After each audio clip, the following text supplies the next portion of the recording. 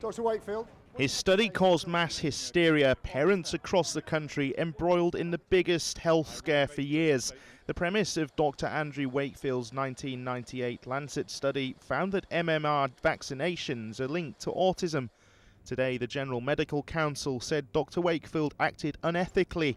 Furthermore, he acted with dishonesty and irresponsibility when carrying out his research.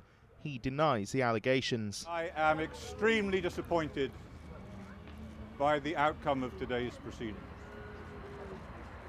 The allegations against me and against my colleagues are both unfounded and unjust. I repeat, unfounded and unjust.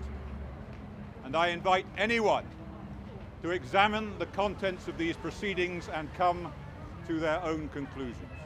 The key to this ruling is that the GMC didn't investigate whether Wakefield's findings were right or wrong, but focused on the methods used to come up with the theory. After 2.5 years of hearings, Dr. Wakefield has vowed to fight on to clear his name.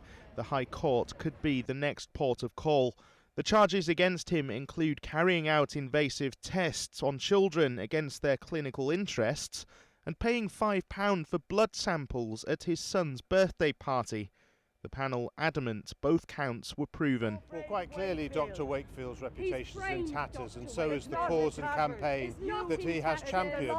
And what I feel sorry for is not only the children who were put through unethical research, onerous and burdensome and dangerous research, but the expectation of parents that was falsely raised by this campaign. And I think serious questions now have to be asked about whether the Research Ethics Committee at the time did their job properly, whether the Lancet did their job properly in terms of peer review, and why it's taken so long, 2.5 years here at the GMC, and 6 years since the exposure by Brian Deere of this scandal, that it has taken so long for the facts to be proven, as there have been on the criminal standard of proof here at the GMC. For parents around the country, still no definitive proof there is or isn't a link between the vaccination and autism. For Dr. Wakefield, he could face at least a professional misconduct charge.